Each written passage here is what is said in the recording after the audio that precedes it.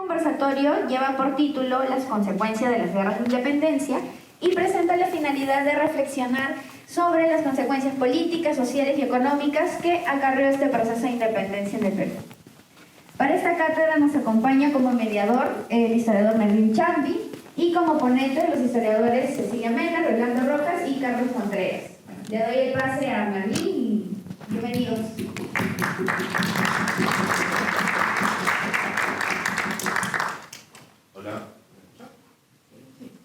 Hola. Ahora sí, genial. Bueno, muy buenas noches y bienvenidos a esta cátedra que es ya casi la cátedra de síntesis con respecto a lo que hemos ido viendo a lo largo de todo el año, esto de las guerras de independencia, sobre todo en un año tan emblemático como lo es el año del Bicentenario. No lo hemos quizá pasado como debimos haberlo pasado, como pasó en las épocas de Leguía, pero bueno, algo de eso nos quedó. Y una experiencia muy interesante de todas esas cátedras es que hemos podido reconstruir nuestros conocimientos con respecto a la narrativa histórica, ¿no? A veces en el transcurso de nuestra educación regular hemos tenido un montón de historias que finalmente pues han sido desbotadas, pero no con un objetivo negativo, sino con el objetivo de acercarnos a la verdad, de acercarnos a un punto de entender la situación en toda su complejidad. Y para eso, bueno, hoy día tenemos tres especialistas sobre este asunto, ¿no? ¿Qué fue el final de las guerras de independencia? Hay bastantes dudas con respecto a eso. Bastantes de ustedes también me han enviado mensajes al Instagram, Martín, pregunta esto, pregunta el otro. Y he recogido algunas preguntas que me parece que son puntuales e interesantes. Y la primera de ellas es que vamos a romper una suerte de mito histórico, ¿no? A veces en la educación regular me dicen, ¿no?, que la guerra de independencia fue una suerte de narrativa de buenos y malos, ¿no?, en la que se sabe bien cuáles son los bandos identificables y que después fue una suerte de triunfo del nacionalismo peruano. Y mi primera pregunta va enfocada a eso, ¿no? O sea, ¿hubo un sentimiento de nación después de la declaración de independencia? ¿Podemos empezar con la doctora Méndez? Qué malo. Sí, está aprendido. Sí. No, pero qué malo. De darme esa pregunta tan difícil de arranque. Dicho sea de paso, usted tiene un trabajo sobre el tema del nacionalismo en los siguientes quichanos. Sería interesante perfilarlo por ahí también. Bueno, si hubo un sentimiento de nación antes o después. A ver, quizá bueno, es interesante el término sentimiento, ¿no? Porque eso es lo que ha hecho que el concepto de nación no se haya desarrollado tanto en las ciencias sociales como el concepto de Estado, por ejemplo, incluso conceptos como etnicidad. Pero el concepto de nación está efectivamente asociado a los sentimientos y a imaginación también, que es como Benedict Anderson, el gran investigador de los nacionalismos, lo ha propuesto, ¿no? Él dice que la nación es una comunidad imaginada. Ahora, en esos términos de comunidad imaginada, yo pienso que había no una, sino varias, y que cuando estaban sucediendo las guerras de independencia, en el propio campo de batalla se definían y se fijaban un poco esas identidades. No era una nación, sino que la gente a veces luchaba por diferentes causas. De hecho, se habla mucho de este grupo iquichano que fue contrario a la independencia. Incluso se rebeló contra la República después, que como tú mencionaste, yo he estudiado en nombre del rey, se rebelaba, pero se olvida que casi todos los generales, y prácticamente todos, a excepción de Río Bueno, los que acompañaron a San Martín y los que luego pelearon en Ayacucho, estuvieron algunos, incluso hasta 1821, del lado realista, porque se formaron el propio San Martín en las guerras en España, en las guerras napoleónicas, y ellos estaban del lado realista. Entonces, fue una cosa muy compleja, porque esos generales, estoy hablando de La Mar, estoy hablando de Gamarra, estoy hablando de Castilla, que lucharon en las guerras de independencia por el lado patriota, no estuvieron de ese lado durante, por ejemplo, las rebeliones de Cela, las rebeliones regionales, de Tacna, de Huánuco, de Cusco, y más bien les reprimieron. Por ejemplo, a Gamarra, a quien ahorita se ha vuelto a ensalzar por su esposa, la mariscal, ahora está de moda decir que son unos héroes. Pero, por ejemplo, sí, me gustaría leerlo, pero Gamarra, por ejemplo, fue un represor de la rebelión de Cusco en 1814, que fue la primera después de Tacna, que fue en 1811, en declarar abiertamente la ruptura con España. Y Gamarra, el que supuestamente era héroe después, estuvo reprimiendo a los revolucionarios. Es bien interesante la historia de que Gamarra es el gran desestabilizador del siglo XIX, corriendo justamente a ello, ¿no? Hay muchos. Pero bueno, yendo a tu pregunta, para terminar, y porque me podría dispersar, y obviamente mis colegas tienen que responder también, yendo a tu pregunta, quizá lo que habría que decir es que las guerras de independencia fueron guerras, en realidad no fueron una lucha solo contra España, sino también una serie de luchas por hegemonías regionales de ciudades. Por ejemplo, voy a poner un ejemplo claro derivado del caso de Bolivia.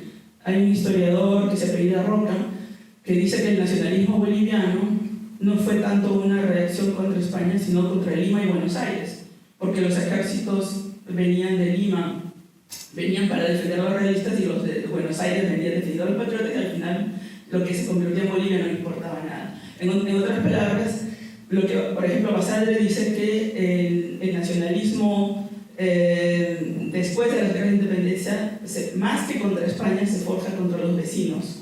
Hay una guerra contra Colombia, o sea que esas fronteras se estaban definiendo. Entonces hay múltiples guerras, y también el argumento bastante válido que es una guerra civil, ¿no? Porque habían enfrentamientos regionales, los intereses de la élite de Lima no era lo mismo necesariamente que la de Piura o de Arequipa, ¿no? Entonces es complicado. Pero entonces, si la idea de la nación peruana se va forjando a lo largo del tiempo, primero se crean los símbolos y después se crea la nación, la idea de nación, ¿no? Excelente. Ahora, justamente hablando de ese sentimiento de nación, ¿no?, como elemento imaginado, que justamente cita Anderson, aunque tiene también su contraparte con Chateaubriand, ¿no?, que le da un poquito de palo y dice, no, depende de quién imagina realmente la nación, ¿no?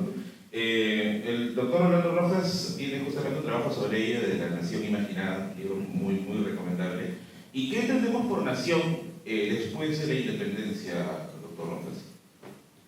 A ver, bueno, quisiera puedo comentar primero la primera pregunta para ponerle un marco, ¿no?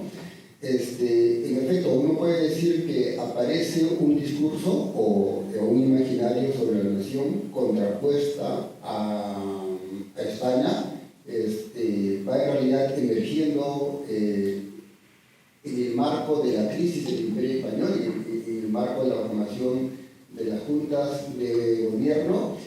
Y por un lado tenemos un discurso que se formula en oposición a España, pero también, como decía Cecilia, en el caso, por ejemplo, de Chile, se considera que la independencia es tanto contra España como contra Lima o contra el Perú, ¿no?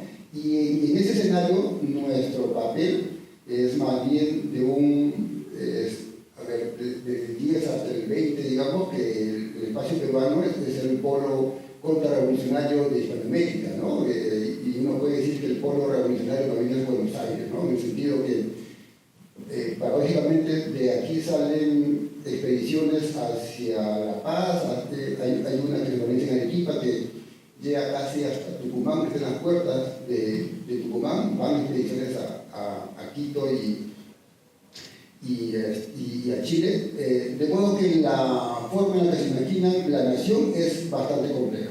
Para la época, la nación, o la imagen de nación que tienen los liberales en ese momento, creo que está constituido como por tres factores, ¿no?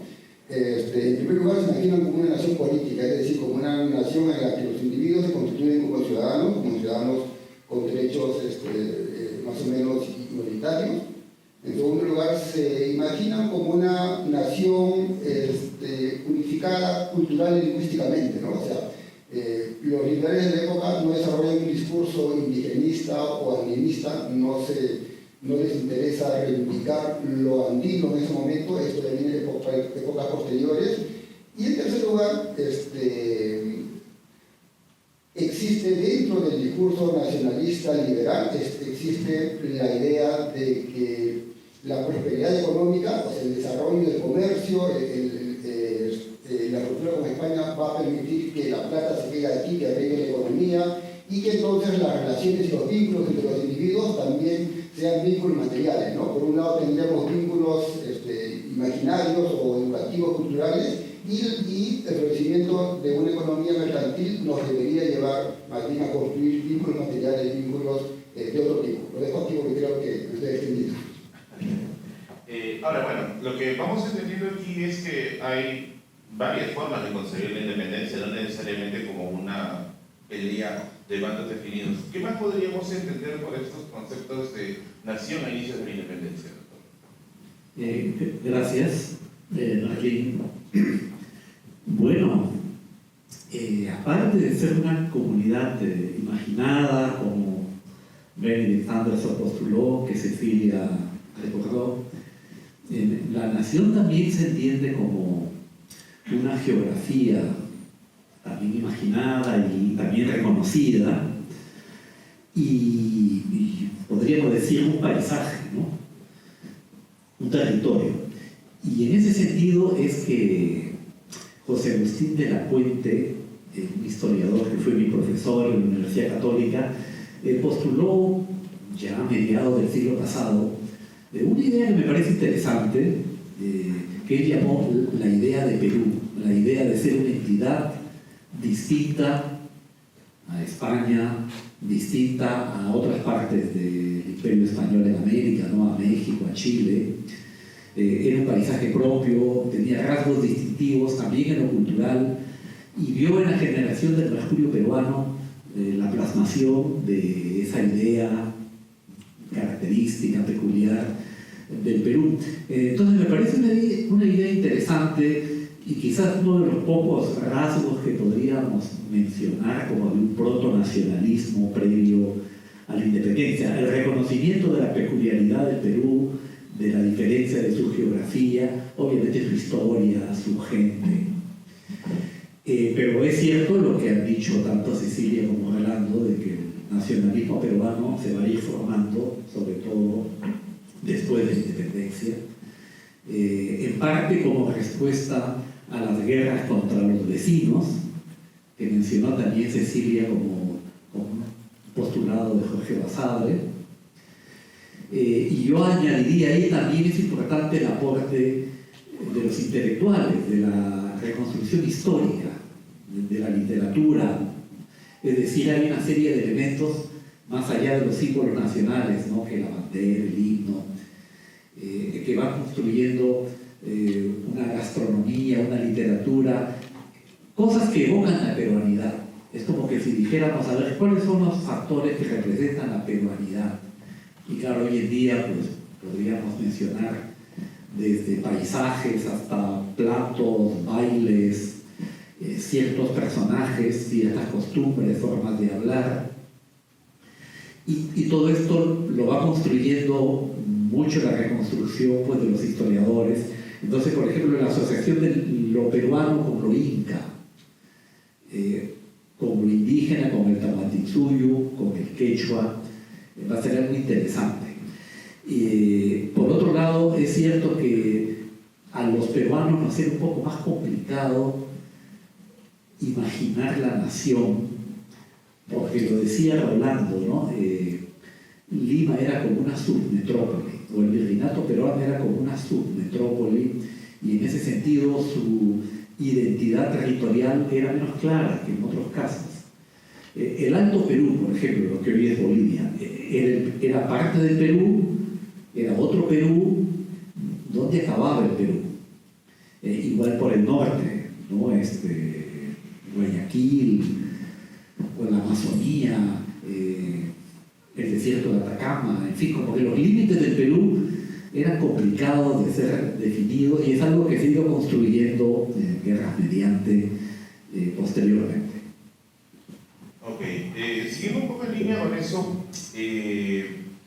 finalmente se habla de que la República fue imaginada desde un espectro criollo, ¿no? Desde una visión criolla, Y una de las preguntas que me hacían algunas personas era, ¿y no hubo, por ejemplo, una visión quizá vinculada desde la utopía, ¿no?, del Tahuantinsuyo, o una visión quizá más realista, imaginada desde otro espectro? O sea, ¿era la alternativa de imaginación de la nación criolla la única que se encontraba en bandeja en ese momento? ¿Podemos empezar con usted, Rolando? Claro. No, o sea, en realidad hay varias formas de imaginar la nación que pugnan en el proceso de independencia, que hay que mirarlo en el marco hispanoamericano, ¿no? En el sentido que ya lo mencionó Cecilia, la independencia peruana es parte del surgimiento más complejo de Estados-nación en Hispanoamérica. Y, por ejemplo, aunque tampoco prospera, ¿ya? O sea, pero la propuesta de algunos actores políticos del Congreso de Buenos Aires que están pensando en otra forma de imaginarse la construcción de la nación, ¿no? Por ejemplo, ahorita no acuerdo el nombre del famoso prócer, pero se imagina que se puede buscar a un descendiente de la monarquía o de la nobleza indígena y vestirlo como cabeza, ¿no? No prospera, ¿ya? Pero entra en los debates del Congreso. Blades señala que en la prensa o en el discurso cusqueño, en este libro La República Instalada, es evidente que desde el Cusco se está pensando la nación de otra manera. Se está formulando con una nación más andina, más rural, y además con el Cusco como la posible capital de esta nueva nación. Lo que yo cuento un poco en el libro que has mencionado es aquella visión que se impone, que prevalece al resto, ¿no? Pero de ninguna manera es esa la única. Algo bien interesante para contar en ese punto es que, si no recuerdo bien, hablas de un nacionalismo criollo que es por rasgos liberal y por rasgos muy conservador, ¿no? Por ejemplo, cuando se habla de esta idea de vamos a romper con España, pero vamos a romperlo de manera más suave, no tan abrupta. Ahí, por ejemplo, se me viene a la mente el Mercurio peruano, ¿no? Que era, claro, en cierto modo un instrumento muy liberal, muy enciclopédico, pero que, por ejemplo, filtraba noticias de la Revolución Francesa, dando a entender que no era la vía ideal, no era lo adecuado. Ese es más o menos el espíritu del nacionalismo criollo o de la nación que está imaginando el criollismo, Rolando. O sea, lo que pasa es que los acontecimientos precipitan un poco también o provocan giros en las formas de imaginar la nación y en las formas de imaginar la construcción del Estado. Por ejemplo, esto lo dice Ribagüero, ¿no? Ribagüero, los liberales, durante el periodo de las Cortes de Cádiz, se están imaginando que no es necesario romper con España, porque se están haciendo reformas liberales, hay una constitución, se están reconociendo una serie de derechos, entonces no lo ven tan necesario. Pero cuando se restaura Fernando VII, las cosas cambian, hay un giro, ¿no? Entonces los acontecimientos precipitan o provocan giros en las formas de ver el proceso de independencia, en posicionarse frente a los acontecimientos. Bueno, eso digamos para comentar tu Sí, dale, eso te iba a preguntar. Bueno, yo quisiera contestar algunas cosas que han dicho Carlos y Rolando, porque justamente hemos sacado un libro con mi colega Juan Carlos Estensoro y hay algunas ideas quizá un poco polémicas que no han tenido suficiente exposición. Y una de ellas es cuestionar justamente el paradigma de que el Perú solo es el bastión colonial, es el bastión realista, ¿no? Esa es una idea muy antigua y muy difundida, pero creo que estamos hablando, al decir simplemente que el Perú cumplió ese rol, estamos de un bastión realista y que solamente mandaba tropas para reprimir a las revoluciones. En realidad, lo que estamos hablando es más de Lima y de un momento en el cual después de la revolución de Tupac Amaru, que fue en 1780, precisamente porque el Perú quiso romper más temprano, porque el Perú tuvo la rebelión más grande y más, digamos, devastadora contra el gobierno colonial, es que mandaron tropas y se reformó en realidad todo lo que es el ejército y los refuerzos militares, y eso explica un poco que el Perú, claro, por su importancia histórica como un lugar económicamente central y neurálgico como colonia de España, sin embargo, hubo reacciones en el Cusco, hubo revoluciones muy radicales que hacemos mal en taparlas con decir que fue solo un bastión colonial. Porque, como estoy repitiendo, lo que pasa es que los que ganaron escriben la historia. Y estoy diciendo, por ejemplo, que los presidentes que gobernaron el Perú no lucharon por la independencia, sino que la reprimieron antes de 1821. O sea, Gamarra, Castilla, estaban luchando contra los rebeldes. Estaban luchando contra la independencia. Y la razón por la que tuvimos tantas dificultades durante esos 20 años del caudillismo es porque realmente ellos quizá pues no creyeron tanto en ese ideal, sino que después tuvieron que convencerse que había la independencia. Pero ellos, los que lucharon por la independencia fueron derrotados, fueron asesinados. Por ejemplo, Huancagua y bueno, los hermanos Angulo, no hay memoria de ellos en la nación. Entonces creo que tampoco se tiene que simplificar como una historia americana este lugar de bastión colonial. No digo que no haya cumplido también ese rol, es obvio que sí lo cumplió, pero la pregunta es ¿por qué? ¿Por qué tan fuerte? Y porque justamente, y eso lo dice Basal, los lugares más revolucionarios se convirtieron en los más realistas, ¿no? O sea, hay una historia detrás de ese, hay un porqué detrás de eso. Eso por un lado. Y por otro, lo que comenta Carlos de la nación me parece que ya está proyectando más al siglo XX, ¿no? La gastronomía, esto viene después, ¿no? Pero digamos que creo que la nación es un concepto bien potente porque es vacío. Ahí se puede poner todo. Y eso es también, ese concepto vacío, justamente el elemento imaginario y el elemento afectivo, que son los más difíciles de estudiar, tanto el imaginario, porque en el imaginario están las novelas, como dice Benedict Anderson, la ficción, los periódicos también que comunican a la gente. Pero lo que sí Carlos ha resaltado, lo que yo quiero mencionar y también para volver a la pregunta de comunidades imaginadas, es el tema de los intelectuales. ¿Quién es un intelectual? No solamente son los que sacaron el Mercurio peruano, no solamente son los que sacaron periódicos, después los periódicos liberales, y si ustedes han visto El Último Bastión, esta serie tan alucinante que fue lanzada hace un par de años, yo les recomiendo que lo hagan porque justamente hay una mujer que es periodista, editora de un periódico, y es una ficción, pero es algo que quizá esté por descubrir en la historia, ¿no? No solamente esas personas son intelectuales, y bueno, en esta película, esta serie, El Último Bastión, esa persona era una esclava que fue liberada. Entonces, digamos, intelectual no solo es el criollo que escribe incluso el noble Inca, que es letrado y ha ido al colegio de Curacas, sino también puede ser una persona de una comunidad campesina que piensa y que dirige y que es escuchada y respetada en su comunidad.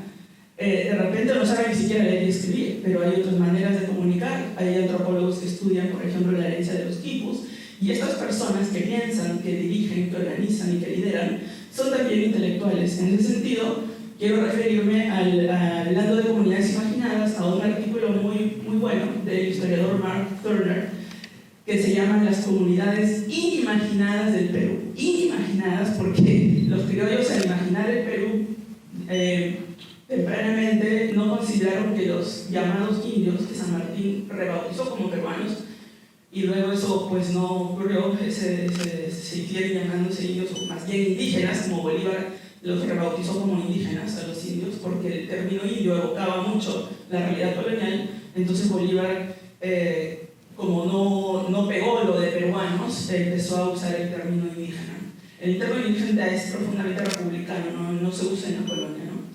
Pero lo que estaba diciendo es que este autor, Mark Turner, escribió en los años 90 un artículo muy bueno porque decía, hemos hablado mucho incluido mi propio trabajo, ¿no? del nacionalismo criollo, que excluía a los indios de la comunidad nacional, pero los propios indios sí querían ser parte de esa república, y él lo comprueba también en su artículo de la época de la guerra con Chile, porque el término república ya existía en la colonia, como la República de Indios, ¿no? República de Indios y República de Españoles, que simplemente decían, eran dos sistemas legales porque en esa época si, por ejemplo, un indio del común cometía un delito, un asesinato, y un español cometía el mismo delito, no eran juzgados con las mismas reglas, ¿no? Entonces eran leyes distintas. Eso termina con la República, la independencia legalmente, pero no culturalmente.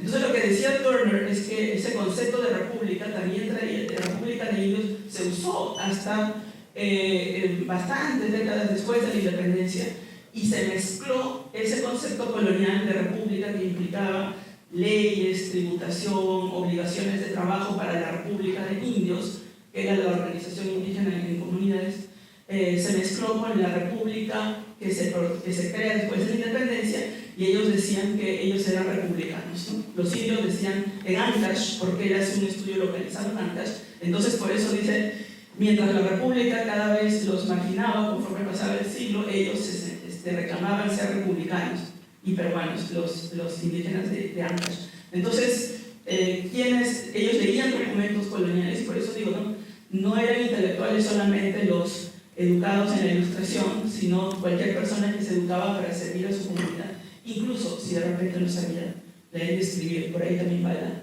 esa afirmación con respecto a Perú como el último bastión del virreinato es, claro, la hemos escuchado siempre, es tradicional, ¿no? Y me hizo recordar mucho, por ejemplo, a este libro de Ted Scott que tiene sobre los estados sociales y las revoluciones, que también comenta, ¿no?, que los lugares de mayor resistencia al cambio son lugares que justamente tuvo mucha dinámica el tema de la rebeldía, ¿no? Ahora, con respecto a esto de imaginar la nación, ¿quién imagina la nación? Ya comentó Cecilia, comentó Rolando. ¿Existieron más propuestas? Por ejemplo, un poco remitieron al libro de Pablo Whipple, que también es uno de mis favoritos, de La gente decente de Lima, que es un librazo, de cómo la sociedad limeña, por ejemplo, no acepta la independencia porque tiene muy interiorizada el cortesanismo propio del virreinato. ¿Existió quizás, por ejemplo, una nación imaginada por Lima, por esa Lima particularmente? ¿O realmente tenemos quizás la alternativa que había, doctor? Por la Lima popular. Bueno, a mí me gusta evocar en todo caso la experiencia de Huancavelica después de la independencia. Huancavelica era un centro minero, productor de azogue, que fue abandonado por los españoles tras la abolición de la Minta en 1812. Entonces ya el Estado se retira de la explotación minera, pero las minas siguen siendo trabajadas por los antiguos operarios mineros u otros, es algo que no se ha investigado mucho, y siguen produciendo todo el siglo XIX mercurio, aunque de una manera que hoy llamaríamos informal. Entonces nadie registra su producción, pero de hecho al Perú se importa muy poco mercurio y uno se pregunta quién proveía de mercurio a la minería peruana del siglo XIX, y eran estos mineros indígenas informales, a quienes les llamaban humachis, los viajeros. Y cuando el Estado peruano quiso entregar en concesión estas minas a empresarios modernos, digamos, incluso a mediados del siglo XIX, aparecen empresas extranjeras que quieren tomar la administración de estas minas, los humachis defienden su patrimonio económico, digamos, y no dejan que entre la empresa foránea. Y entonces yo pienso que esa Huancavelica del siglo XIX era una forma de organización económica, social y política que la población espontáneamente realizó y que cumplió una función puntual y eficientemente, podríamos decir, ¿no?, que era abastecer de mercurio a los empresarios mineros de Cerro de Pasto y de otros lugares. Creo que habría que estudiar experiencias un poco de ese tipo, ¿no?, que lamentablemente no es fácil porque no hay mucha documentación. Y bueno, me parecen interesantes también, para reaccionar un poco a lo que han dicho mis colegas, pues esto de Perú como bastión colonial.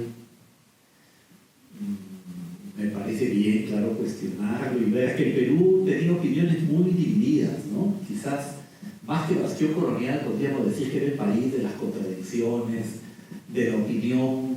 No había una opinión decisiva, las élites mismas estaban enfrentadas entre sí. Y creo, como decía Rolando, que el partido del reformismo moderado era el que quizás llevaba el liderazgo, en todo caso, el que concitaba como la opinión mayoritaria, pero que en el contexto en el que se dio la independencia, las guerras, no tenía futuro, ¿no? Este partido del reformismo moderado, es decir, de desarrollar el nacionalismo, ganar autonomía política sin romper con el imperio español, que era un poco la postura de Zimbabue y Torretari, ¿no? Queremos autonomía, queremos desarrollar la nación, pero eso no tiene que llevarnos a romper con el imperio Borbón, sino una cosa más pausada, un poco al modelo brasileño, digamos, de independencia por etapas. Y en ese sentido también me gustaría comentar que lo que decía Cecilia, el republicanismo, tampoco lo debemos identificar con independencia, con autonomía.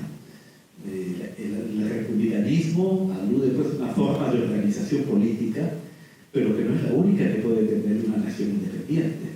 En ese sentido, tú puedes ser monarquista y ser muy nacionalista también.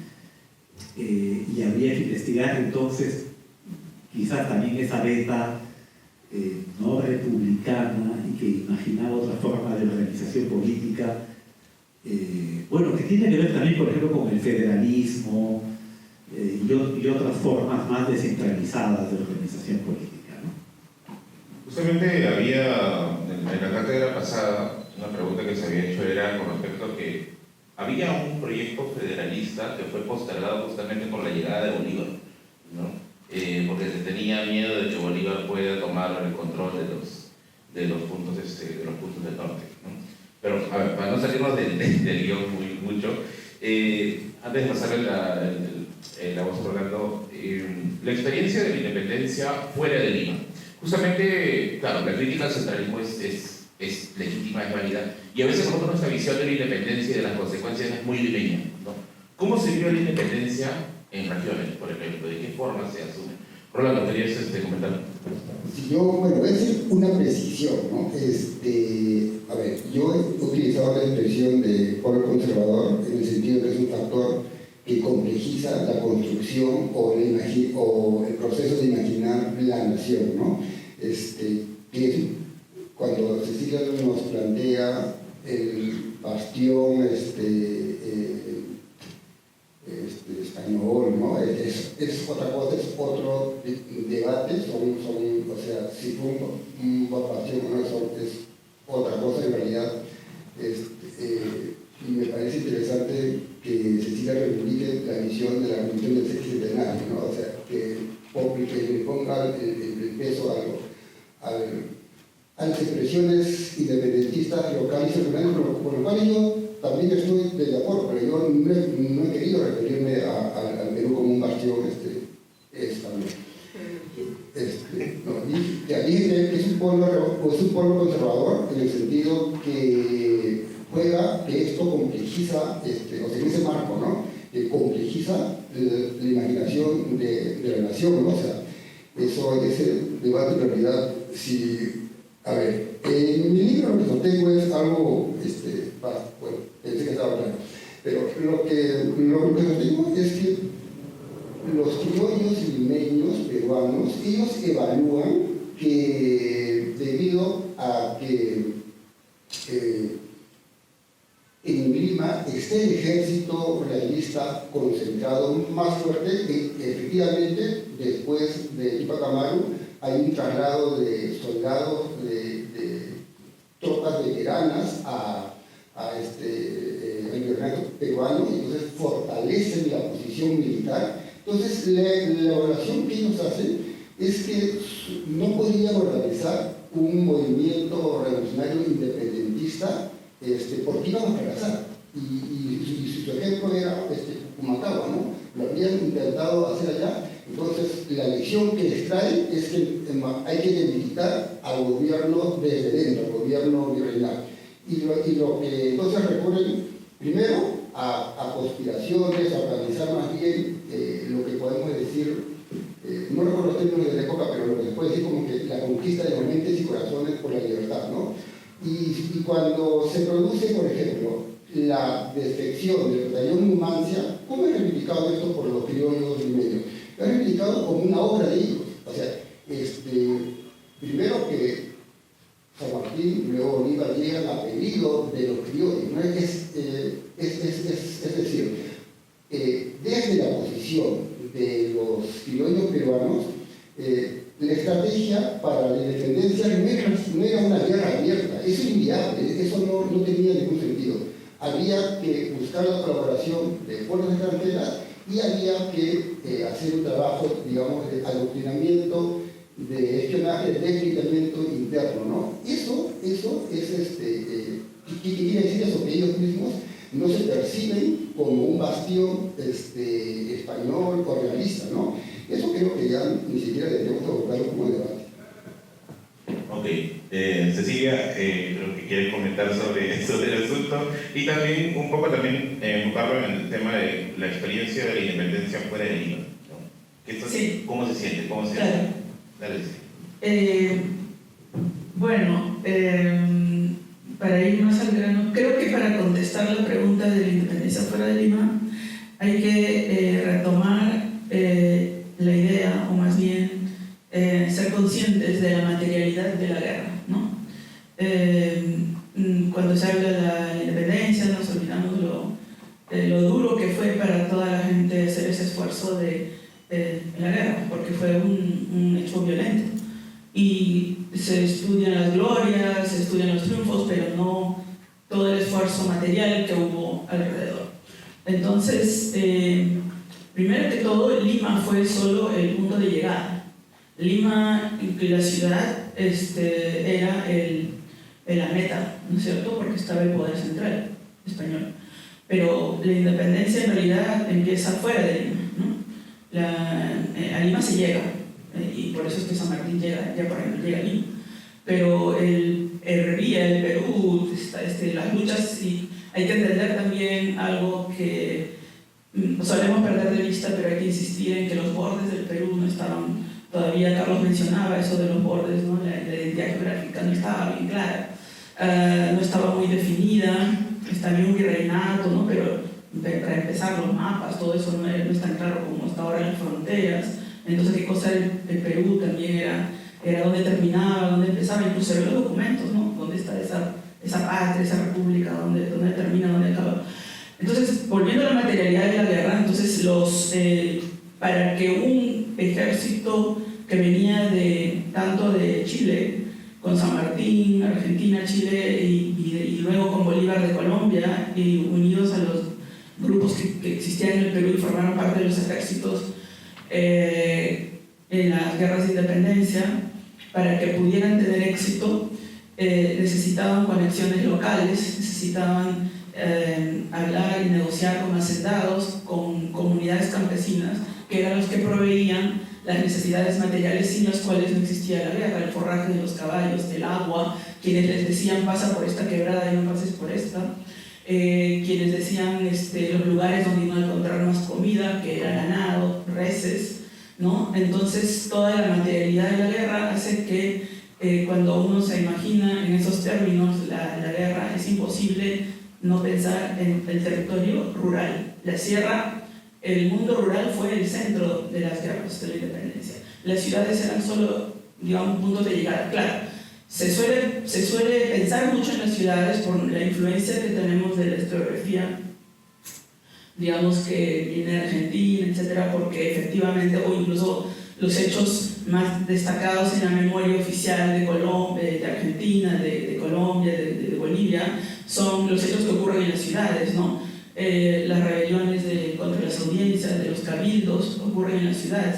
Pero antes de eso, en los diferentes pueblos del Perú había sus propias pequeñas revoluciones o discusiones y debates de quién estaba de un lado y de otro. Yo me he pasado media vida estudiando a un grupo que estuvo en contra de la independencia, por ejemplo, pero eso no me hace pensar que todos estaban en contra. Entonces habían bolsones que estaban en contra. A veces no eran razones ideológicas, eran razones materiales. ¿Por qué? Porque, por ejemplo, Ayacucho era una zona donde había estaba en prosperidad la producción de coca de las montañas. Habían sido colonizadas esas zonas de las montañas cocaleras que abastecían a la minería y a las poblaciones de Huancayo, y de la minería de la Sierra Central. Entonces, los hacendados que recién se habían establecido, muchos de ellos españoles, estaban inclusive los peones, ¿no? Se beneficiaban de esta prosperidad económica del comercio de coca, y cuando vino los independentistas no los querían ver y los rechazaron. Entonces no era todo una cosa ideológica, aunque lo ideológico estaba. Entonces, digamos, en términos de cuando se habla de guerrilleros, de montoneros, estamos hablando de poblaciones rurales, eminentemente rurales, que se dedicaban a hacer guerra de guerrillas, que quiere decir una guerra de baja intensidad, porque no había gran maquinaria, no habían cañones, sino que se dedicaban a destruir la infraestructura para que el enemigo no tuviera cómo comer, para que no tuviera cómo cruzar puentes, bloqueaban los puentes, les quitaban, desviaban el agua, robaban, incluso le escondían su ganado para que el enemigo no lo encuentre y coma, ¿no? Entonces, cuando se habla de la independencia, yo nunca pienso en Lima, porque yo siempre pienso en todo el Perú, pero Lima, como digo, es un punto de llegada y se ha asociado mucho en la memoria oficial por la presencia de San Martín, ¿no? Pero por el hecho ese de que tenemos incluso dibujado un cuadro, que es mentira, porque en el cuadro famoso de Lepiani, San Martín está parado en un balcón en la plaza de armas, y ese balcón no era verdad que estaba ahí, estaba en un tablerío. Pero eso también lo desarrollé en un texto, hay evidencias de eso en los documentos, pero siempre ese cuadro de Lepiani, que es lo que ustedes han visto en todos los programas de televisión que dicen camino al bicentenario, rumbo al bicentenario, ya se olvidaron, es rumbo a qué, ¿no? Es una ficción que se crea casi un siglo después, y que sin embargo moldea nuestra idea de independencia poderosamente, y creo que tiene que ser combatida con otras imágenes que ya incluso el Museo de acá de LUM hizo una exposición sobre las independencias regionales, ¿no? Entonces ya esa idea poco a poco está cambiando para bien, ¿no? Entonces, bueno, me he extendido, pero eran los argumentos sí. Ahora, pasando ya a un siguiente punto, las propuestas políticas postindependentistas y económicas, ¿no? Porque hay un miedo de qué se va a venir después, ¿no? Por ejemplo, este libro, que es un clásico también de la historiografía del miedo en el Perú, de la historia del miedo en el Perú, habla acerca de cómo se sembraron varios miedos aquí para evitar la independencia: miedo a los masones, que eran masones que venían, ¿no? El miedo a Haití, ¿no? Vamos a parecernos a Haití por todo el asunto de Cruzando el Oberto, cómo terminó siendo una catástrofe, el miedo a una crisis económica grave. Y bueno, para ver el tema económico, con el doctor Contreras, ¿qué propuestas económicas, por ejemplo, se manejaron con la independencia? Bueno, es un campo, claro, muy interesante, porque no existían economistas en esa época. Digamos, la economía política nacía recién en Europa, ¿no? Poco antes se había publicado el libro de Adam Smith y David Ricardo, y se había extendido una especie de cultura de liberalismo económico que en cierta forma iba de la mano con la idea de la autonomía de los pueblos y con el republicanismo propiamente. Entonces pareciera que había una especie de paquete en el que estaba el republicanismo junto con el liberalismo económico, que implicaba pues libertad de comercio, libertad de industria. Y en este sentido el Perú va a debatir, por ejemplo, qué relaciones comerciales establecer con el resto del mundo. Hay un famoso, bueno, no sé si famoso, pero hay un pasaje en el libro de Peregrinaciones de una paria de Flora Tristán, escrito en 1830 y tantos, ¿no? Ella estuvo en el Perú entre el 33 y el 34, y en el que ella evoca un diálogo que tuvo con el entonces coronel San Román, que luego llegó a ser presidente de la República, ella abogando por el libre comercio y San Román defendiendo el proteccionismo. Entonces, este fue un debate interesante. Paul Luther, por ejemplo, lo he estudiado también para estos años, y en los hechos se impuso el proteccionismo. que habría que ver si ahí había un proyecto detrás, por ejemplo, de la defensa de la industria textil del sur andino, que era una de las pocas cosas industriales que podríamos decir que teníamos, la industria textil, de las frazadas, mantas, ponchos que había en el sur andino, que justamente se habían fortificado abasteciendo a esos ejércitos de los que Cecilia nos hablaba, ¿no? Los soldados tenían que llevar uniformes, tenían que tener frazadas, capas, abrigarse obviamente por las noches, y por eso la industria textil quizás fue de las pocas industrias peruanas que se benefició con la guerra, pero que amenazaba a sucumbir si entraban los textiles ingleses. Entonces ahí hubo un proyecto en torno a la industria textil del sur, pero creo que fracasó, ¿no? Por la dificultad de los caminos, no se pudo llevar maquinaria moderna. Algo de esto han estudiado los propios historiadores cusqueños como Tamayo, y hay uno más reciente cuyo nombre en este momento no recuerdo. Y también hay proyectos que se discuten en torno, por ejemplo, a la cuestión monetaria. Vamos a seguir con la moneda española, que era una moneda fuerte de plata, de 9 décimos, pero que tenía sus inconvenientes. Tener una moneda fuerte tiene cosas positivas, digamos, para la economía, la estabilidad de los precios, por ejemplo, los inversionistas y ahorristas van a poder tener un horizonte de estabilidad que los invita a ahorrar, a invertir con confianza, porque saben que dentro de 20 años su moneda va a valer lo mismo que ahora. Esa es la parte positiva, pero la parte negativa es que los productos nacionales difícilmente pueden ser exportados, porque resultan muy caros por el elevado valor de la moneda, y las importaciones también resultan baratas.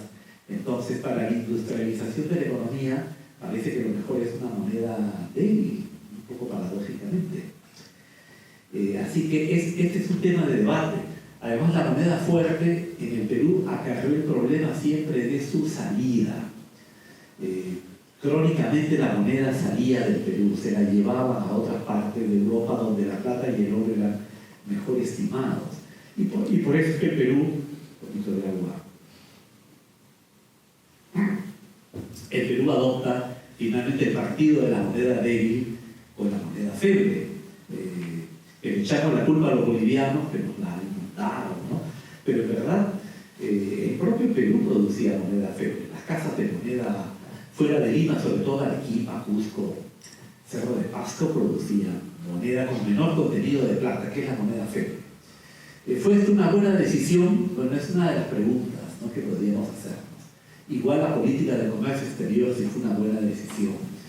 Y hubo otras decisiones económicas importantes, ya que Marilyn pues, me invita a reflexionar sobre esto, aunque sé que no debo hablar mucho tiempo más. Por ejemplo, ¿de qué impuestos va a vivir el Estado? Este es otro tema que tiene mucho que ver también con el modelo político republicano, por ejemplo, o del antiguo régimen. ¿De qué impuestos va a vivir el gobierno? Y aquí la cosa se decantó por abolir los impuestos y vivir de los estancos, que era un modelo de antiguo régimen, ¿verdad? Era un modelo colonial, que no tenía nada que ver con el liberalismo que preconizaban pues, los economistas ingleses que he mencionado. Entonces, en fin, he querido mencionar estos tres temas: la política de comercio, la política monetaria, la política tributaria, pero claro, podríamos hablar de muchos otros temas, por ejemplo, si íbamos a seguir favoreciendo la minería o más bien querríamos desarrollar la agricultura y qué pasos había que dar en función de lo uno o de lo otro. Son muchos temas que se debatían y en los cuales, claro, no siempre el debate intelectual es el que determinó los pasos a seguir, sino pues la coyuntura internacional, el hecho de las guerras, las urgencias fiscales. Por ejemplo, para esto de si íbamos a cobrar aranceles altos o aranceles bajos al comercio, o sea, ponerle barreras al comercio o quitarle barreras al comercio, al final las necesidades fiscales del Estado terminaban decidiendo las cosas muchas veces. Gracias. Ok, ahora, siguiendo más o menos en esa misma línea con respecto a ese paquete de liberalismo que adoptamos en lo económico. Si no me equivoco, en la República Imaginada hay una crítica también a ello. Es un liberalismo económico, pero que en aspectos políticos y sociales no termina de cuajar. ¿Qué proyectos políticos teníamos, por ejemplo, en esa línea, Orlando? Yo en realidad voy a aprovechar para hacerle una pregunta primero a Carlos. Me voy a transformar en Martín Charlie por un momento. Perdón, porque voy a aprovechar eso porque en efecto, ¿no? Una de las promesas de la República es que pensamos, o así lo he reconstruido yo a partir de los escritos de la época, se pensaba pues que la plata ya no iba a ser enviada a Europa, se iba a quedar en el Perú y iba a arreglar la economía, ¿no? Y que entonces más bien la independencia suponía el inicio de nuestra propiedad, de no ser dueños de nuestros recursos naturales para obtenerlo en los términos actuales, y sin embargo eso no ocurre, y algunos señalan, por ejemplo, que el problema es la descapitalización de las élites, ¿no? O sea, el Perú está en guerra, claro, no en guerra en ese territorio, pero desde el 10, desde que envían las expediciones, tienen que financiarlas, tienen que extraer capital de los comerciantes de iglesia, y tienen que fatigar su agricultura y la despoblación, y todo eso luego tiene una consecuencia, un peso, ¿no? Bueno, eso era para aprovechar para Carlos. Ahora, miren, nuestro liberalismo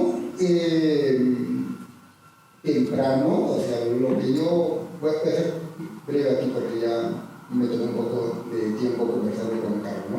Miren, el problema con nuestro liberalismo es que es un liberalismo bastante moderado, es un liberalismo que además yo sostengo que hacia finales del 19 más bien entra en una alianza con los conservadores, ¿no? Entonces, ¿a qué me refiero con que es un liberalismo moderado? A que, por ejemplo, en otros los liberales de Europa y en otros lugares, pues llevan a cabo reformas, por ejemplo, contra la esclavitud, ¿no? O sea, nosotros tenemos un liberal como Manuel Pardo, que curiosamente restaura el tributo indígena, ¿no? O sea, claro, con otro nombre, ¿no? Con contribución personal, y que luego genera un baño de sangre, ¿no? Porque hay una rebelión en Guancané, en Puno, y pero bueno, claro, esto no le está gustando a Carlos, esta afirmación, pero bueno, tenemos este tipo de liberalismo, ¿no? Es un liberalismo que en realidad no se propone hacer grandes reformas, por ejemplo, no se propone hacer, a pesar de que está en la mesa republicana y en el pensamiento liberal que importamos, o sea, la idea es constituirnos como un país de pequeños y medianos propietarios que hagan viable el sistema democrático, porque era evidente para los hombres de la época que el sistema democrático no tenía viabilidad si teníamos a una población bajo servidumbre y pagando un tributo indígena y una población bajo esclavitud, ¿no? Esos problemas no los encara directamente el liberalismo y se resuelven ya después, ¿no? Más adelante. Bueno, creo que ahora, ahí lo dejo probar. Sí, antes de pasarle la palabra a Cecilia, sí, por favor, para pasarle la palabra al doctor. Sí. ¿Sí puedo poner? Sí, claro. Claro, sí. Sí, entonces, bueno, liberalismo fundamentalmente en la independencia, la potencia que tiene es que es una corriente política, ¿no? Principalmente política, porque la independencia tiene que entenderse como una ruptura política, ¿no? Eso es lo que justamente durante tanto tiempo se ha querido no hablar de lo que es lo esencial. ¿Por qué? Porque hay un cambio total de una forma de gobierno del rey, la monarquía, de la república. Y la historiografía por lo general ha señalado las continuidades que, con razón, porque también es obvio que hubo muchas continuidades, pero como estamos en el bicentenario y creo que los cambios tienen que estar siempre en nuestro horizonte, también tenemos que ver los cambios del pasado. Entonces, el liberalismo es un tema fascinante que yo quiero referirme a un punto que no se ha tratado todavía. el mayor cambio que trajo la República políticamente fue el concepto de igualdad ante la ley, ¿no? La igualdad ante la ley y armar una república en base al gobierno representativo. Ese fue el cambio más grande, porque antes de, elecciones, ¿no? Que las poblaciones elijan a sus gobernantes, que se conviertan en ciudadanos con voz, con voto y con acción. Y la democracia, que ahora le llamamos, todavía no se hablaba mucho de democracia de la república, pero sí las ideas liberales estaban muy claras en términos políticos. Yo también estoy de acuerdo con Rolando, y eso en realidad es un concepto en la historiografía latinoamericana, que el liberalismo inicial, temprano, es un liberalismo utópico. Es el que tenemos que ser iguales ante la ley, tenemos que diferenciarnos del orden colonial jerárquico. Y luego, desgraciadamente, conforme avanza el tiempo, en los estados se olvidan del liberalismo político, que es el liberalismo de los derechos, y se acuerdan solo del liberalismo económico, que es la propiedad individual y el desarrollo económico de la propiedad individual y del individualismo y del mercado, ¿no? Entonces eso es lo que va a predominar luego. Sin embargo, es importante siempre rescatar en la historia los proyectos que no triunfaron, porque fueron derrotados por alguna razón. Y solo para recordarles, podría hablar 2 horas de este tema nada más, porque estoy trabajando justamente en los proyectos liberales, que fueron los liberalismos radicales, que no se conocen mucho porque estamos queriendo encontrar un liberalismo puro, perfecto, impoluto, pero los liberalismos en el Perú, sobre todo una sociedad tan religiosa históricamente, nunca se han desprendido de la religión como en otros países, ¿no? Por ejemplo, Colombia, por ejemplo, México. Las guerras entre liberales y conservadores eran brutalmente fuertes, los partidos estaban bien diferenciados, porque habían otras condiciones materiales que las iglesias tuvieron en esos países. En el Perú nunca tuvo la iglesia un poder económico tan grande como México y Colombia, por ejemplo, y por eso los partidos eran muy, muy fuertes. En el Perú, Basadre ya señaló que así como Rolando está diciendo, no eran como un poco la diferencia entre liberal y conservador. Bueno, hay una línea que podía cruzarse, pero sí se puede diferenciar con los que tenían una convicción en esta idea de la igualdad ante la ley. San Martín, cuando después de proclamar la independencia, da un decreto revolucionario. Lo primero que hace es decir que se decreta la abolición del tributo indígena, que era la señal, la marca por antonomasia de la subyugación colonial de una población específica llamada indios, que los españoles la llamaron así. Entonces San Martín da ese decreto que dice, se decreta la abolición del tributo porque, y es una cláusula, la cláusula número 4 de ese decreto famoso de agosto, me parece, del 21, dice que los indios desde este momento van a ser llamados peruanos porque son ciudadanos del Perú y como peruanos tienen que ser reconocidos. Ahora, lo interesante y lo que yo vengo a darme cuenta luego es que esto era revolucionario porque peruano, nadie se asumía como peruano. Ojo, ¿por qué? Porque los criollos eran, en este tiempo, se estaban definiendo como españoles americanos inicialmente, y luego con las guerras de independencia sacan de españoles y se quedan como americanos. Pero ellos no se decían peruanos, peruano era una cosa nueva. O sea, la idea del Perú era bastante antigua. Al imperio de los incas se le decía imperio peruano. Unanue escribió sobre el clima peruano. Existía una idea del paisaje peruano, una idea del clima, una idea de la historia. El imperio peruano era el imperio inca, pero no del peruano como sustantivo, como ciudadano, y esto es revolucionario, y los criollos estaban transfiriendo con ese lenguaje de los indios este concepto de peruano. Si ustedes van a Huacho y ven el archivo arzobispal, van a ver partidas de nacimiento donde dicen raza peruana. Peruano era algo bien revolucionario y bien nuevo. Los poemas patrióticos de esa época hablan de peruanos en la batalla, y yo al principio, y conversando con el historiador Mark Turner, encontrábamos eso, y bueno, para nosotros peruanos es decir un término tan común, ¿no? Pero en esa época no era nuevo y se referían a los indios. Los indios se convirtieron en peruanos, eran los ex-indios, eran peruanos. Pero eso cuando Bolívar llega, desaparece, no queda todavía hasta los 40, algunos que se bautizan como raza peruana, por ejemplo, dicen, ¿no? Pero Bolívar, como eso en la práctica, el concepto, la idea tenía el objetivo de que todos sean iguales ante la ley, es decir, que ya no va a haber, como en los tiempos coloniales, en la mayor parte de la colonia, un pueblo de indios con un alcalde de indios y un pueblo de españoles con un alcalde de españoles. Y ojo, que el término español no era el lugar de nacimiento, sino quiénes eran tus padres y cuál era tu cultura y tu idioma. Digamos, si hablabas español y vestías como español, eras español, no tenías que haber nacido en España. ¿Okay? Pero eso incluso en tiempo colonial.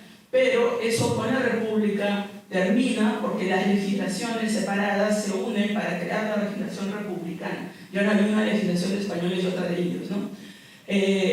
Pero entonces eso es la utopía que todavía nosotros, aunque me estoy adelantando, creo otra pregunta que va a hacer Merlín, que todavía no hemos cumplido esa idea de la igualdad ante la ley, la utopía liberal por antonomasia, ¿no? Y por eso ese decreto, hay otras ideas económicas también dentro del proceso del liberalismo, como la idea de que los individuos no deben trabajar gratuitamente para los señores de la tierra, los hacendados, y toda la república está llena de legislación que prohíbe el trabajo gratuito de los indios, prohíben, y hubo sangre, rebeliones contra esto y miles de decretos y no se cumplía, o sea que hay como hay planes y proyectos que todavía hoy día en el presente tenemos que rescatar, y por eso creo que es importante siempre no solamente decir la historia de los que triunfaron, de los que tomaron el poder, sino también de los que no tomaron el poder, de los que fueron asesinados y de los que fueron marginados y que no los escuchamos por eso, ¿no? Entonces, bueno, eso es un poco mi punto de vista.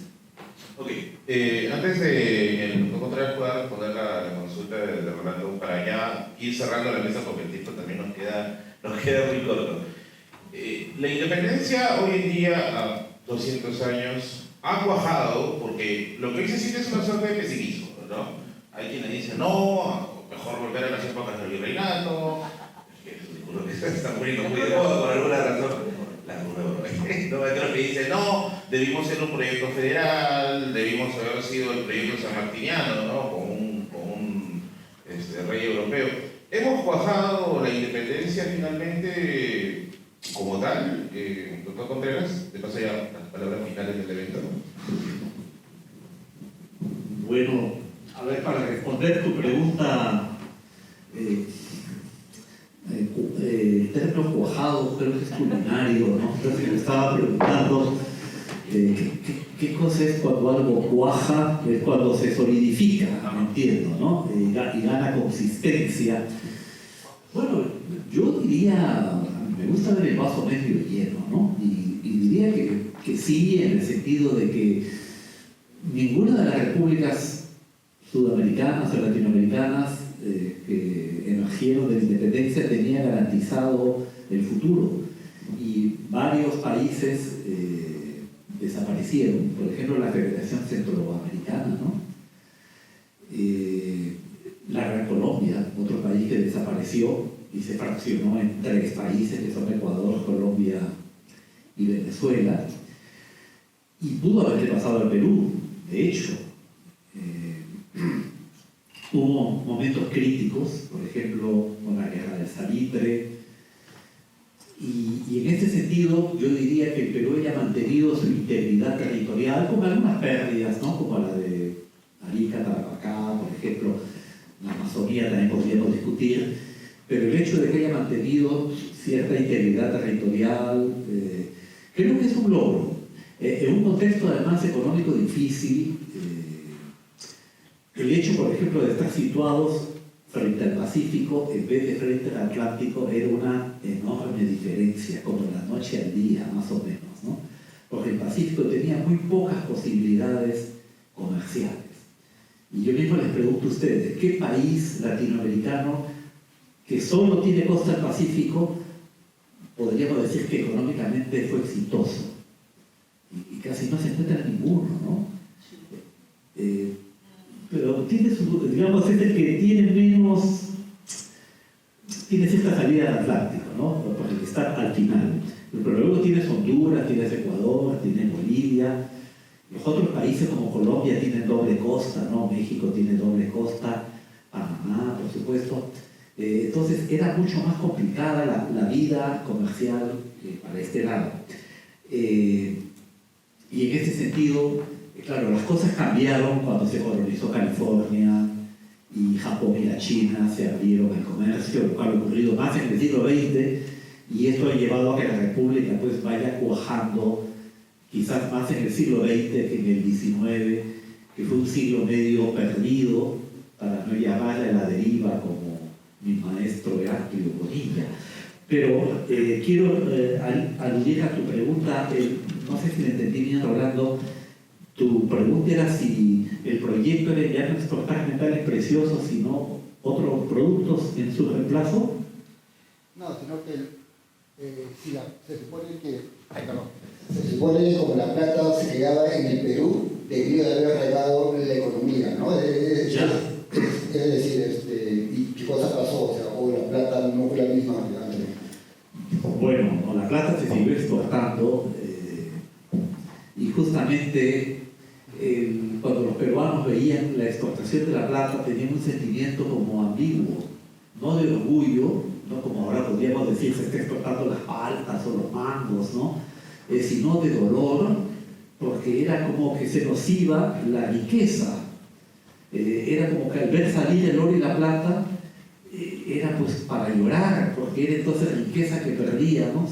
Y en ese diálogo que les he dicho de Flora Tristán con el gobernador de San Román, ella le dice, pero deje de llorar, la plata y el oro que se van es justamente riqueza para el país, porque se convierte en productos que ustedes no tienen, ¿no? Como el fierro, la maquinaria, los libros, el papel, que consiguen a cambio de la plata. Pero ese sentimiento de pérdida tenía que ver con que el país se desmonetizaba, y al desmonetizarse, entonces los precios caían, el efecto deflacionario, ¿no? Cuando un país se queda sin masa monetaria, entonces los precios se ajustan a la poca masa monetaria que hay, los precios caen. Y cuando los precios caen, los productores ya no tienen ánimo de producir, porque ¿quién quiere producir algo que cada vez cuesta menos? Entonces la economía se deprimía y ese era el fantasma pues, que nos tenía, digamos, atenazados, ¿no? Y entonces, ¿cómo neutralizar la salida de la plata? Fue por eso que se inventó la cédula, que era una moneda que los extranjeros ya no se llevaban porque era como falsa plata. Y entonces así teníamos dos monedas, una para el comercio internacional y otra para las transacciones menudas, domésticas, nacionales, que los extranjeros no se llevaban. Esa fue la solución, ¿no? Del siglo XIX, pero que fue también una mala solución porque creó un régimen de dos economías que no se comunicaban fácilmente, lo cual, bueno, podría dar para largo. Pero, en fin, no quiero acaparar más, creo que hay cosas que han quedado pendientes, muy interesantes, Cecilia, lo que plantea sobre los liberalismos radicales que, por lo que he entendido, hemos tenido. Vaya, bueno, me alegra eso, ¿no? Porque yo me preguntaba, los liberales peruanos son aquí como Manuel Pardo, que ha pintado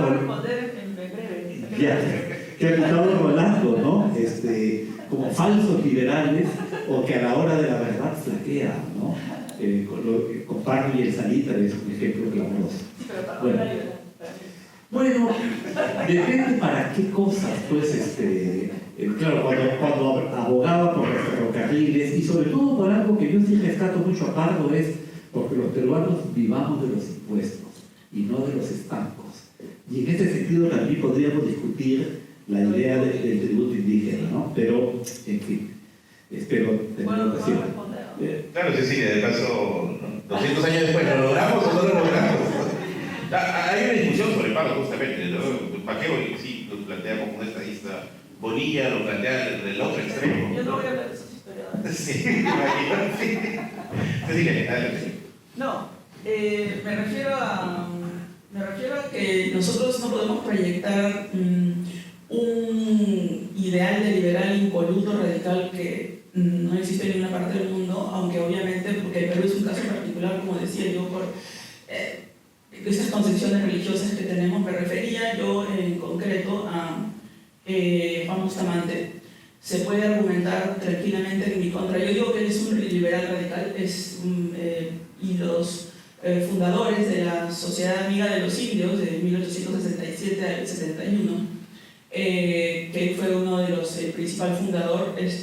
personas que se definían, su definición liberal tenía que ver con justamente una idea que era profundamente radical en ese tiempo, y eso lo explica bastante bien Martín Monsalve en un artículo que yo recomiendo a todos que lean, está en la web. Su estudio es sobre asociaciones, pero en un capítulo de su tesis que luego ha desarrollado muy bien trata sobre esto. Mucha gente dice que la Asociación Amiga de los Indios surgió, murió con Bustamante, que era un puneño. Ojo, hay un liberalismo de provincias, hay liberales radicales, anticlericales en Huanta, por ejemplo, y en Puno, muchos de ellos eran incluso militares. Y en Colombia, ahora, nosotros no asociamos la idea de militar como un liberal, ¿no? Pero nuevamente, el ejército no era una institución como luego se convirtió en el siglo XX. Era un ejército que no eran militares a tiempo completo. Por ejemplo, y eso lo explica bien Marchena. Los militares eran comerciantes y luego también eran militares, ¿no? Esa idea del militar a tiempo completo solo existe en el siglo XX, ¿no? Entonces, estaba comentando que cuál es el punto. Podían tener ideas religiosas, por ejemplo, en esta Sociedad Amiga de los Indios que surgió para defender los derechos indígenas en una época de brutal violencia y de incremento de la demanda de la lana, que es, como decía Carlos, se producía mucha lana en el sur. Los campesinos tenían sus ferias de mercados de lana. Antes que vinieran los ingleses y dominaran ese comercio de lana, ellos eran propietarios y ellos mismos ejercían la venta de sus tierras, ¿no? Hay toda esta idea que a los indios les interesa solo que no les interesa el mercado. Eso es totalmente falso, ¿no? Depende de qué región. Y en Puno, entonces, ¿qué pasa? Que cuando sube el precio de la lana, hay una demanda muy grande por tierras en la zona del altiplano, donde se producía gran cantidad de ganado lanar. Y entonces, con mucha violencia, los hacendados, comerciantes despojan a los campesinos de sus tierras y ellos no tenían cómo protegerse, porque no tenían títulos de propiedad y no les hacían caso en los juzgados. Entonces, esta asociación, en parte, la medida radical, entre otras, aparte de, por ejemplo, reviviendo los decretos de San Martín, de Bolívar, que prohibían el trabajo gratuito de los indios, obligaban a que, ante los juzgados, ayudaban a los llamados indios a que ganaran sus juicios en los juzgados para defender sus tierras, porque no había una legislación. Incluso habían desaparecido su condición de tributarios, ¿no? Que de alguna manera garantizaba para muchos una posesión de tierra colectiva. Entonces, el punto más radical que estos liberales tenían, que podían tener sus ideas religiosas, por ejemplo, Bustamante fundó esta sociedad en parte también como una sociedad medio religiosa, porque decían que el santo patrón iba a ser Bartolomé de las Casas, por defensor de los indios, y que ellos iban a buscar su canonización. O sea, eso te dice, bueno, entonces ¿cómo hablas de liberales que si tienen estas concepciones medio de entre comillas, antiguo régimen religiosas? Pero yo voy al tema económico, que es lo que más les dolía a los que últimamente, en última instancia, lo asesinaron en una rebelión que se puso del lado de los indios, del Puno. Entonces, era la idea de defender la propiedad indígena, tanto colectiva como individual. Y eso Pardo estaba profundamente en contra de eso. De hecho, el partido que fundó Pardo, el presidente del Partido Civil, se funda con las personas más conservadoras de la Sociedad Amiga de los Indios, no con los más radicales. La Sociedad Amiga de los Indios tiene como, no sé, como 50, 40 personas en su directorio, pero tiene filiales en Arequipa, en Ayacucho, en Puno, en Cusco. Y eso recién, yo estoy trabajando eso ahora, eso no se conoce, eso no lo dicen, y no que bonía, no lo han estudiado. Porque justamente voy a esto, que los proyectos derrotados no se han estudiado. Es decir, hay que estudiarlos para ver entonces ese radicalismo. El liberalismo consistía en que tenía que haber, por ejemplo, en términos del trabajo, un contrato laboral. Eso es una idea profundamente liberal, radical, económica y también política, porque tenía que ver con la idea de que el contrato es algo firmado entre dos personas libres, entre comillas. Entonces no podía ser firmado por un esclavo o por un indígena dependiente de un término que era asociado a una persona no libre. Entonces, lo que preconizaba incluso el propio Bolívar, el propio San Martín y los liberales de esta asociación era el libre contrato, que los indios tenían que trabajar solo cuando había un contrato con las cláusulas. Esto era profundamente liberal en el siglo XIX, era revolucionario. Y esta es la razón por qué esta asociación y estos campesinos que se asociaron con esta asociación, uno de ellos era de Puno justamente, vino al Palacio de Gobierno con su poncho y los guardias no le dejaron entrar. Estoy hablando de 1868, 70 por ahí. Y porque decían que era con su poncho, y después los periódicos hablan de que estos indios desde que han llegado a Lima están muy soliviantados, están muy rebeldes, y era que los propios organizadores de la Sociedad Viva de los Indios empezaron a tener miedo de lo que ellos estaban haciendo, de que los indios ya no iban a ser sus amigos a quienes ellos protegían y tutelaban, sino que iban a rebelarse y tomar las riendas de su propio destino. Y ahí fue que varios se desanimaron, y Pardo representaba. Muchos eran civilistas, pero de los civilistas radicales, ¿no? Y luego ya desaparece la asociación justo cuando se forma el partido civil dirigido por Pardo, y Pardo era totalmente contrario a la idea de dar propiedad, de reconocer la propiedad indígena. Ese era el punto de quiebre, como lo señala Martín Monsalve. Pardo no reconocía a los indios capaces de trabajo, sino que había que obligarlos a producir riqueza, por eso quería restaurar el tributo. El tributo incluso lo restauró un personaje de tendencia liberal como fue Mariano Ignacio Prado, que era un aliado de la Sociedad Amiga de los Indios. Pero luego lo sacan porque hubo una rebelión brutal, ¿no?, de los campesinos, y entienden que por ahí no está el camino. Entonces, estos proyectos derrotados también son la historia de nuestra república que yo quisiera animarlos a estudiar. Wow, estoy aprendiendo un montón en esta carrera, nada de lo que los últimos ciclos de universidad. Rolando, palabras finales ya para cerrar el evento, por favor. En el siglo XIX, el horizonte de la construcción de la nación está pensado en términos políticos, ¿no? O sea, una integración política a través de la igualdad ante la ley, a través del ejercicio ciudadano de los procesos electorales. A fines del XIX y del XX, sobre todo después de la guerra en Chile, hay una gran decepción de esa forma de imaginarse la nación, y más bien se replantea las cosas, ¿no? Replantea las cosas con el individualismo, con el pensamiento social, con el socialismo y el reformismo de ella de la Torre, y entonces se relanza el proyecto de nación de otra manera, a partir de transformaciones sociales y económicas, otras formas de integrar al país, de realizar el ideal de la independencia.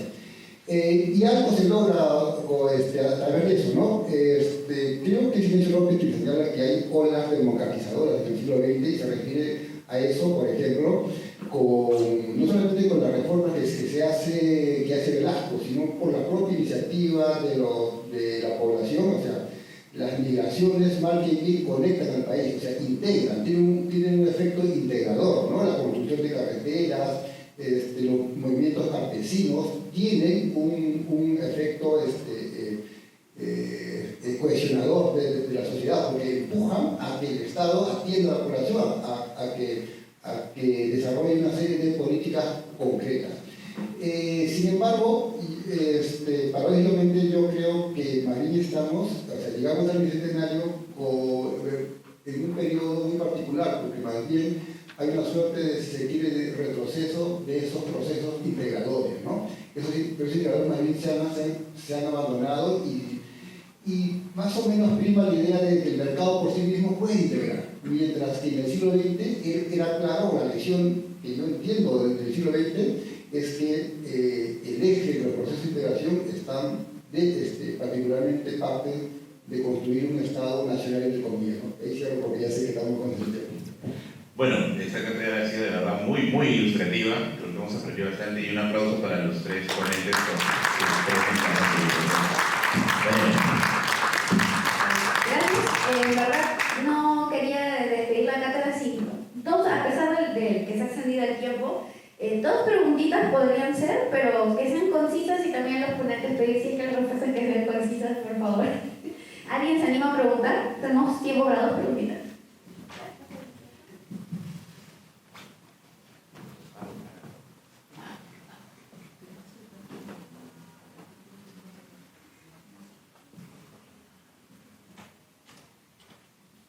¿Qué tal? Buenas noches. Muchísimas gracias a todos por haber aprendido muchísimo, creo que he aprendido lo que nos aprendido en 20 años.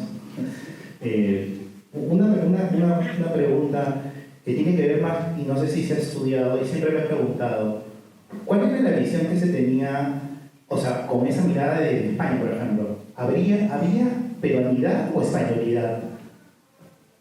No lo tengo muy claro. ¿Qué se conversaba? ¿Cuál era la visión? Y una segunda pregunta de Tomás. ¿Es lo mismo nación que nacionalidad? Gracias. ¿Alguno de los ponentes quisiera responder? Las dos mejor. Ah, las dos preguntas, ya. Perfecto. La segunda pregunta.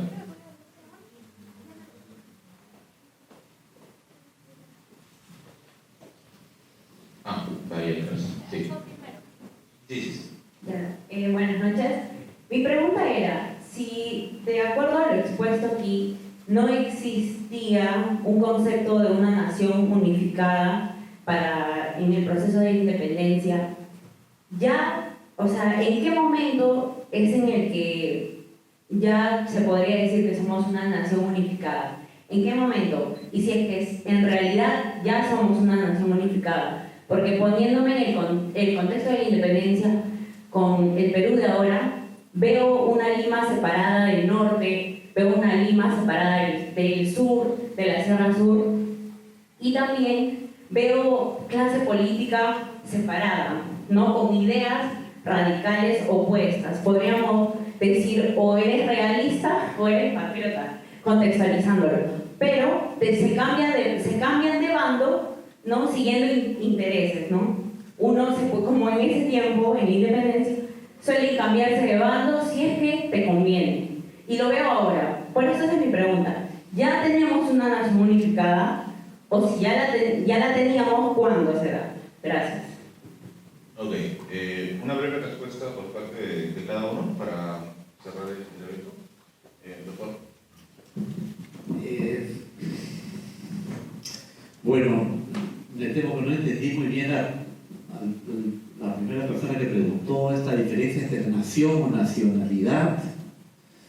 Pues la veo un poco burocrática, ¿no? Como que la nacionalidad pues es de donde tiene los documentos, el pasaporte, más que la cultura, pero no sé si por ahí va tu pregunta, si no, quizás mis otros colegas la hayan captado mejor. Y en cuanto a si somos una nación unificada, pregunta de Cristina, me parece, ¿no? Mira, cuando optamos por una posición, siempre se desechan otras, ¿no? En este sentido, te diría que hasta cierto punto podríamos decir que la unificación nacional ha dado ciertos avances a lo largo de los 2 siglos que hemos conmemorado de vida autónoma, pero que el proyecto de nación que se ha ido cuajando, para recoger la palabra de nuestro moderador, a su vez ha desechado otras posibilidades de identidad nacional. Entonces, en este sentido, hemos cuajado un cierto concepto, una cierta idea de peruanidad a costa de otras. Quizás la idea que hoy en día prima en muchos países es esto de la plurinacionalidad como una salida a ello, ¿no? Y por eso que no descarto que ese término también lo veamos flotando por acá, sobre todo si es que cuaja la idea de una constituyente, por ejemplo, que vamos a hacer una nueva constitución, escucharemos hablar de plurinacionalidad, tal vez. Cecilia, a ver, Sí, sobre la primera pregunta de peruanidad y españolidad. Sobre la pregunta de peruanidad y españolidad, solamente como es un poco abstracta, lo voy a responder con una frase de Basadre que viene a pelo. Él, hablando de la época de la independencia, y justo después decía que había una actitud anti-española que le llama un ethos español, pero el imperium se negaba con acrimonia. Decía que el imperium, utiliza esa palabra en latín, el imperium se negaba con acrimonia, pero el ethos era español. Él dice así, ¿no? O sea, que toda la tradición, lo que estaba hablando, el catolicismo era muy fuerte, de hecho. Y se criticaba a España como una cosa de casi de necesidad de crear algo nuevo y de justificar, digamos, las guerras de independencia, ¿no? Fue un destino. Las naciones no son siempre algo deseado, sino que es Anderson les llama la fatalidad. Hemos nacido en un país, no lo hemos escogido, y entonces tenemos que amarlo de alguna manera. Y las ideas nacionales se crean esta idea de, utópicamente entendidas un poco con esta idea del afecto, del amor a tu comunidad, ¿no? Pero yo más que, y para ir a la segunda pregunta de la segunda persona, quizá la pregunta, estoy de acuerdo con Carlos, este concepto de plurinacionalidad está flotando en las nuevas constituciones, incluso en Chile estaba una propuesta y que no cuajó, pues, ¿no? Hablando de cuajar. En Bolivia sí, el gobierno, el Estado plurinacional. En el Perú lo veo un poco difícil que cuaje porque no hay mucho del sentimiento de nacionalidad, es algo en la zona aymara.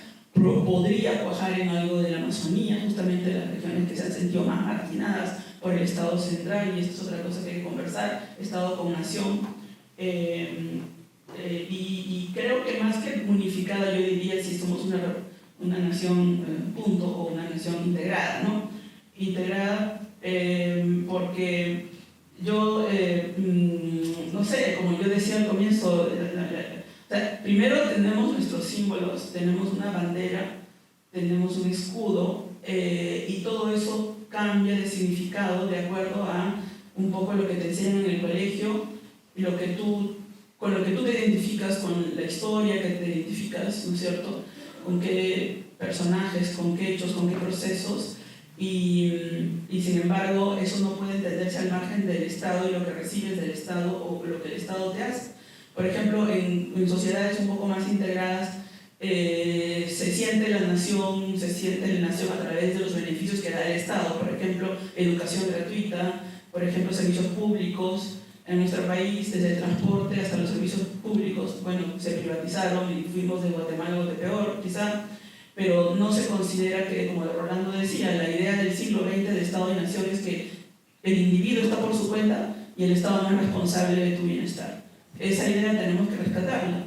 Te pueden decir que estás pasada de moda, pero no se puede construir nación sin un Estado de bienestar, sin un Estado que se preocupe por los derechos.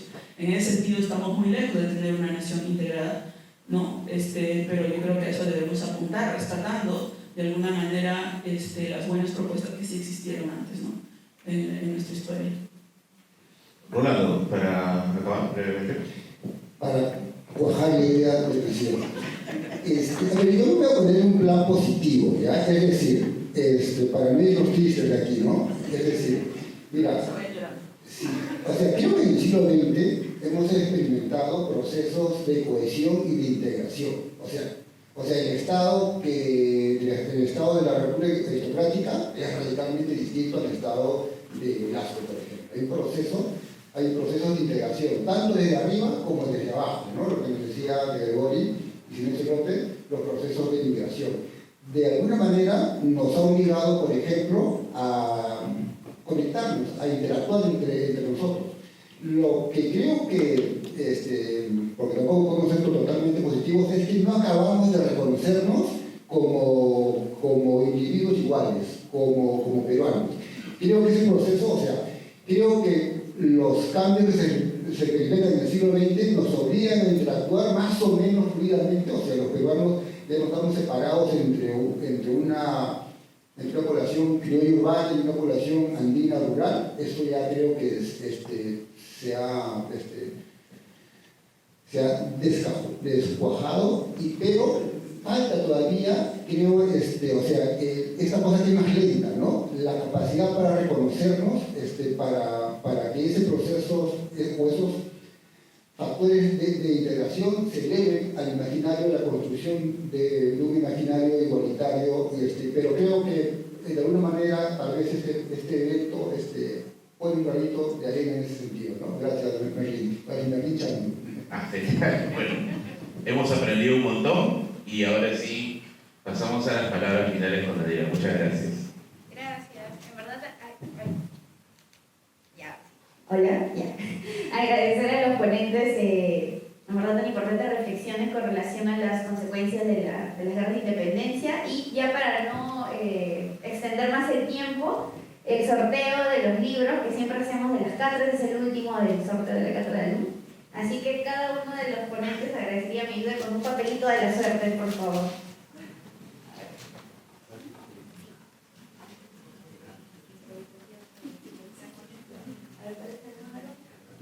El primero es el 14.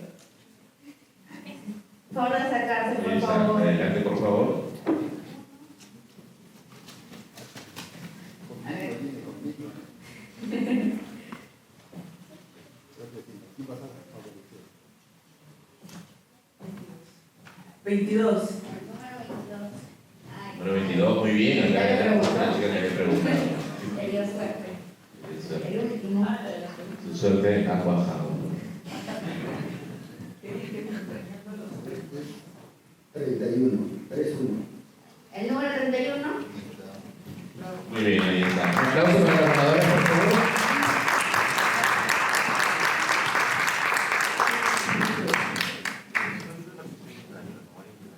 Se les invita a los ponentes y a los ganadores para una fotito, por favor.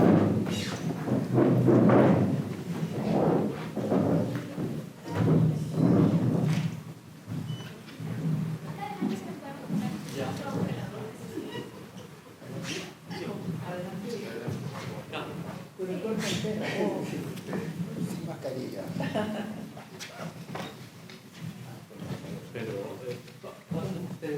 Claro, así es el intercalados, Mezclados como la nación. integrados. Integrados.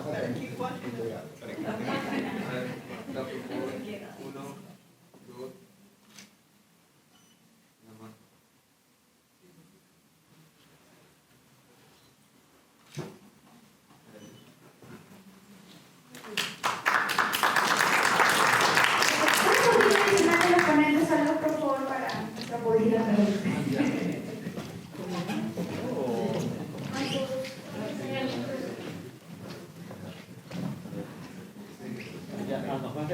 Tenemos que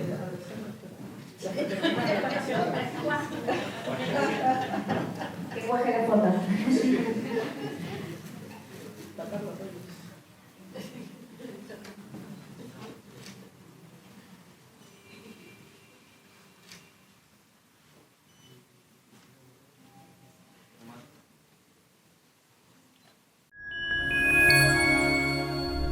Bicentenario del Perú 2024.